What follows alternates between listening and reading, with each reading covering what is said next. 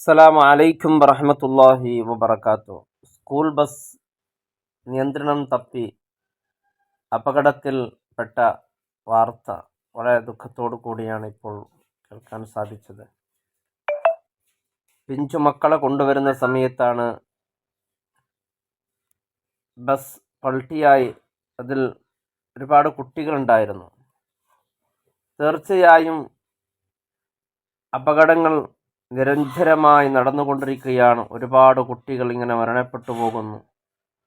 മാതാപിതാക്കൾ മക്കളെ കുളിപ്പിച്ചൊരുക്കി മക്കൾക്ക് ചുംബനം നൽകി സ്നേഹത്തോടു കൂടി ബസ്സിൽ കയറ്റി വിട്ട മക്കൾ തിരിച്ച് വീട്ടിലേക്ക് വരുന്നത് കഫൻ പുടവയിൽ പൊതിഞ്ഞുകൊണ്ട്.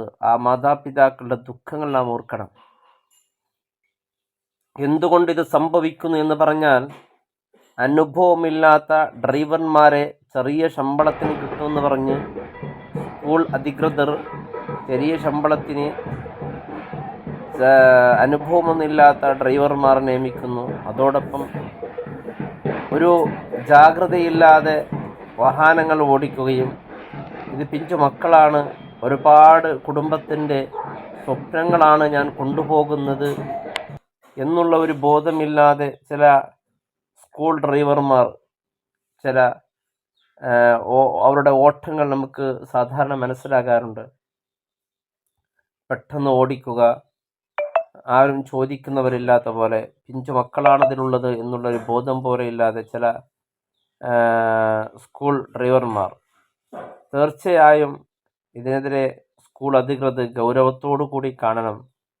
കാരണം അൽഹംദുലില്ലാഹ് ഈ അപകടത്തിൽ ചെറിയ ചെറിയ പ്രശ്നങ്ങളെ കൊണ്ട് കുട്ടികൾ മരണത്തിന് രക്ഷപ്പെട്ടു. അത് വലിയൊരു സന്തോഷമുണ്ട്.